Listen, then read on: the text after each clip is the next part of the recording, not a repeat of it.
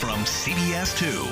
Good morning, everyone. I'm Ryan Baker in the CBS 2 studios. We're breaking into programming right now to take you to a live news conference with Chicago Police Superintendent David Brown in the aftermath of the mass shooting in near north side of Chicago. Let's listen in. Multiple people being shot and 2 people being shot and killed. So at the 800 block of North State Street at approximately 10:41 p.m., 2 groups of individuals were involved in a disturbance at that location. Our roving police patrols were in the area and observed this group. So we have dedicated roving teams. We've had fixed teams in the past, but we've pivoted to roving teams to be nimble enough to be on the ground quickly if things move. So those roving teams were patrolling. They see these 2 groups arguing. There's different reports of whether or not there were fights in the crowd, but our teams responded to this group in this area at the 800 block of North State Street. There's a video pod camera that shows this block and shows this incident. So there's video of this incident at the 800 block of North State Street. So our officers try to wave their way into the crowd. We see on video where a person with a gun fires into the crowd. Basically, this is a disturbance, a personal conflict, hitting the 9 people, killing 2, wounding 7. As soon as this gunman fires, he then flees, and our officers give chase. Flees down into the CTA platform with our officers close behind this group. Then with the shooter, the group follows this shooter. So the group that the shooter is with, that's been arguing with the other group, they all flee down this platform with this shooter who's still armed with the gun. Our officers give chase, and they capture the shooter, and they recover the gun. He's arrested pending charges. There's also another individual down inside the CTA platform that obstructs the officers from making their arrest, and that person is also charged with obstructing officers at the scene. There is a 3rd individual, a female, who's with this group that flee down into the platform that is electrocuted on the rail line and needs care and is in critical condition. At this point, we are furthering our investigation and working with the state's attorney pending charges. We're confident that our officers captured the shooter and recovered the weapon used. As I mentioned before, there's video camera footage of this incident. There's a 3rd person who we believe hands the shooter a gun. We have yet to identify that person, but we are continuing our investigation to identify that person so that we can charge them as well with the appropriate crime. So starting immediately, really last night, we created fixed posts in the area on State Street, as well as the roving post. And we also added fixed posts in the CTA terminal there on State Street in the 800 block. So fixed posts both at street level and at the CTA platform below, as well as continuing our roving posts, which were very effective in capturing the offender last night. And now I'll turn it over to President Dorval Carter of the Chicago Transit Authority, and then after Dorval, we'll have Kenneth Meyer, who will, from Business Affairs and Consumer Protection, who will have comments as well. And then I'll come back for just a few questions. Thank you. Thank you, Superintendent.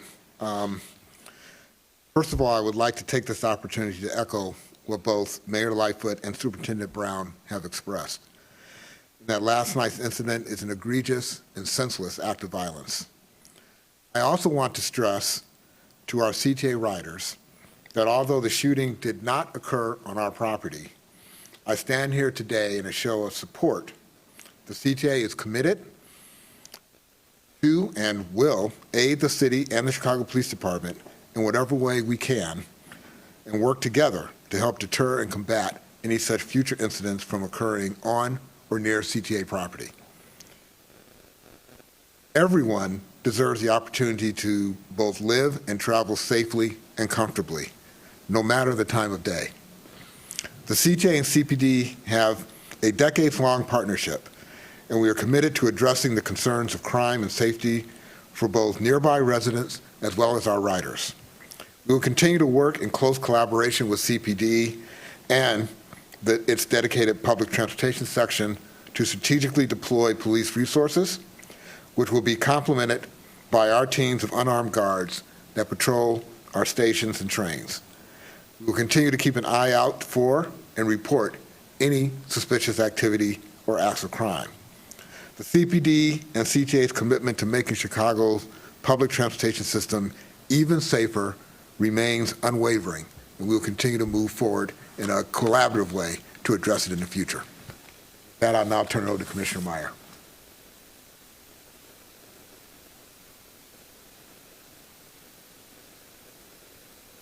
Thank you, CTA President Dorval Carter. Good morning, everyone. Thank you for being here. My name is Ken Meyer, and I'm the Commissioner for the Chicago Department of Business Affairs and Consumer Protection, otherwise known as BACP. The city is committed to the highest level of public safety at our businesses and across the city of Chicago, and to ensure that our businesses are operating legally throughout the city. At BACP, we ensure a fair and vibrant marketplace for businesses, workers, and consumers in the city of Chicago. To do so, BACP is charged with preserving quality of life in our communities by ensuring that businesses comply with Chicago's municipal code. BACP investigators respond to complaints and conduct proactive investigations where necessary. If violations are found, we do not hesitate to issue various types of enforcement action. Most importantly, we work closely with city departments, alderpersons, and community partners to be informed and proactive of illegal business and activity occurring in communities. We lead the Business Compliance Task Force, which is a coordinated multi-agency task force, which we collaborate with the Chicago Police Department, Chicago Fire Department, and the Chicago Department of Buildings to prevent egregious and dangerous violations. Chicago's businesses are the pillars of our communities. They are also crucial partners with the Chicago Police. A crime may be in front of a business. However, your business may be in the best position to see what has occurred on the public way. And that is why today I'm emphasizing the importance of the camera registration program. The city's camera registration program is a free and voluntary and open to anyone who lives or operates a business to be able to register their cameras.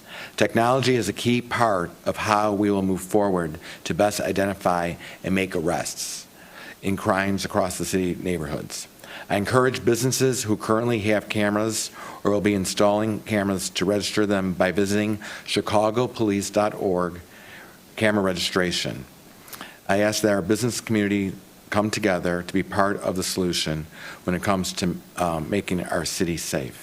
I want to thank the Mayor and Superintendent David Brown for focusing on a community-driven approach to violence prevention and to reduce crime across the city. And now, back to the Superintendent. Take a few questions. Yes.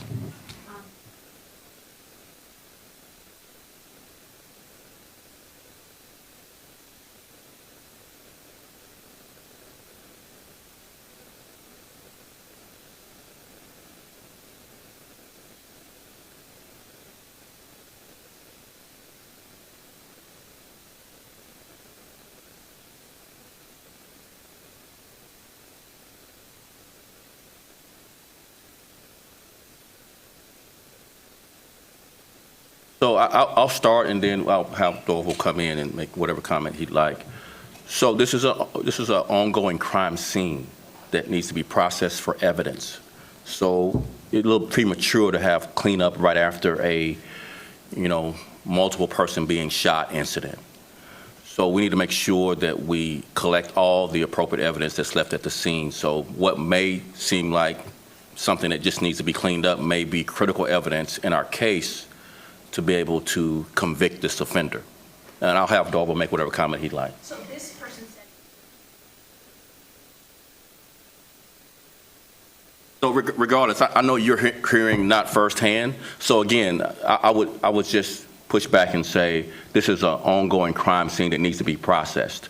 I don't want to go back and forth with a third party. You're just reporting what you heard, but that's not accurate. This is if there's blood, that's a crime scene. If there's glass, that's a crime scene. So regardless of what this third party may be suggesting, I would argue we need this crime scene to be processed before it's cleaned up. Thank you. But we're going to take one at a time if you don't mind. No, hold on. We're going to have an orderly press conference. We'll answer every question. We'll get to you and we'll give you a follow-up. But Darville wanted to make a few comments, and then we'll continue with the questions. Thank you very much. Yeah, I mean, I just want to emphasize what the superintendent said.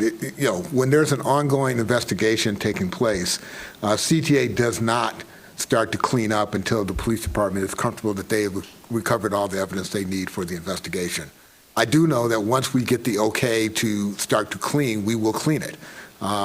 So regardless, from CTA's perspective, the entire station was under investigation at that point, not just one part of our station. And so we would basically follow the direction of the police department in terms of ensuring that they get whatever they need, and then upon completion of their work, we would come in and do the appropriate cleaning as we normally do in any situation like that. He jumped ahead of you. I'm sorry. Go ahead, sir. You want to? Yeah, so I was just saying that most of us were here.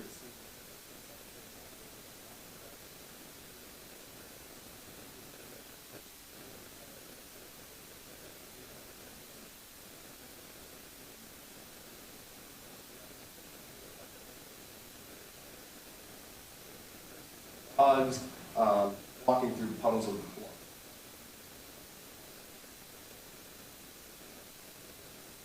Okay, we stand by our response. I appreciate your opinion, but we stand by our response. Now, you were next. Yeah, I want to get to Yes. on that.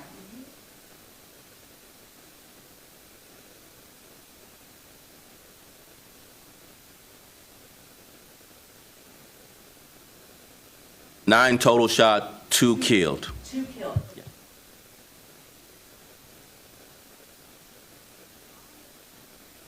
Mm-hmm.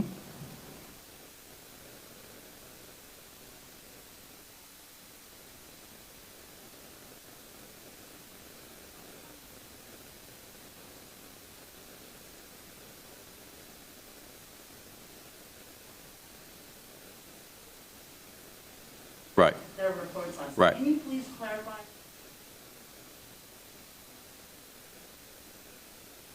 Sure. What I recounted to you is a tick-tock of what we have today. At 1041 in the 800 block of North State is where this incident occurs. 1 gunman, 9 shot. Of that 9, 2 were killed. Who has a question? Yes. 2 things.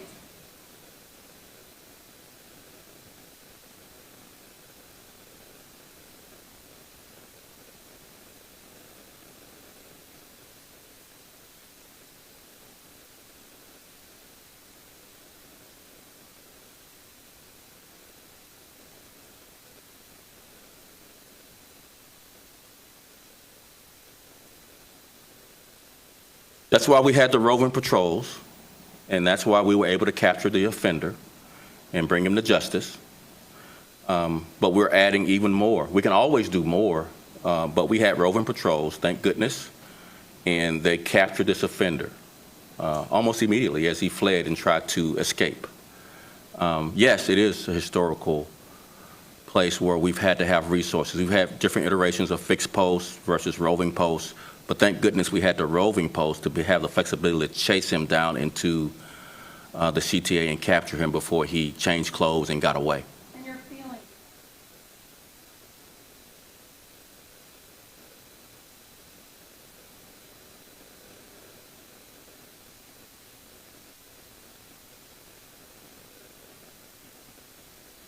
So it's a common theme, and I don't know if you all get tired of hearing me say it, So this is a gun crime crisis in our city and in our country.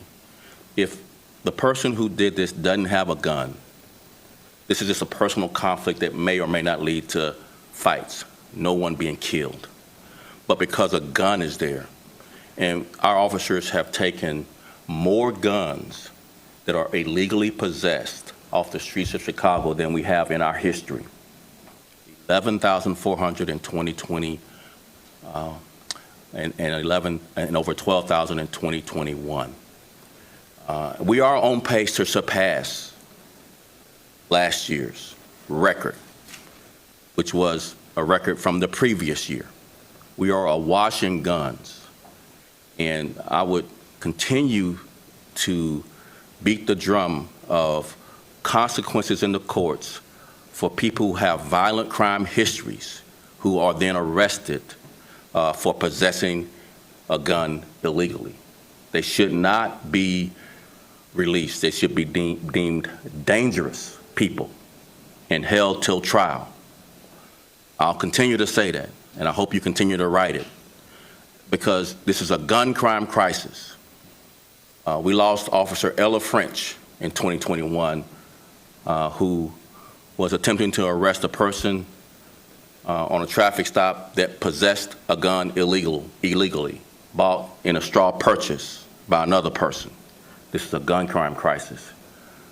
Violent offenders need to be held more accountable for possessing illegal guns than they do right now in our criminal courts by our judges. So if there's not any more questions, got it. You didn't raise your hand. I think he was first, then you, and you'll come back with a follow-up, and then we'll close out unless there's another question. Yes. I just wanted to get your reaction.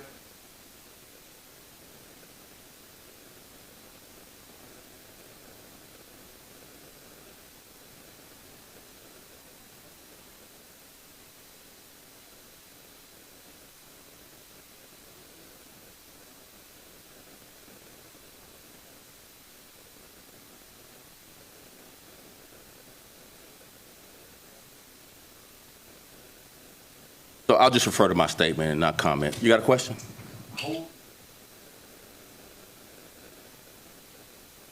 We usually excuse me, second part, what was your second part? What was the fight about?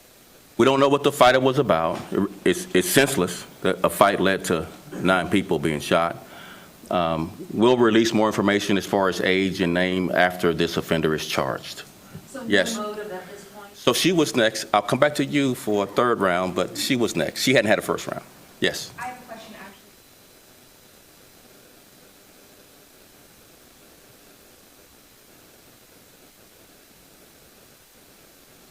By a CTA who reached out.